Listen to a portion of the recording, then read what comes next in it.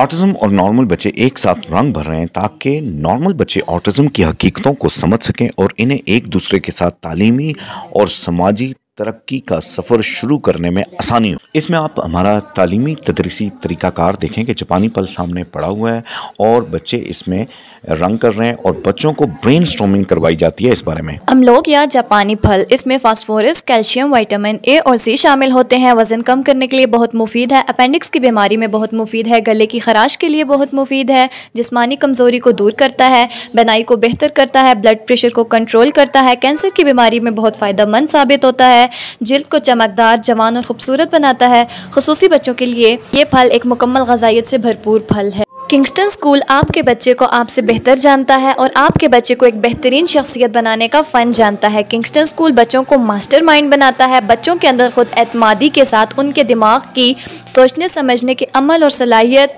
को मुस्बत बनाता है। बेहतरीन इखलाक वाला बच्चा आपको देंगे। समझदार वालिदैन का इंतखाब किंगस्टन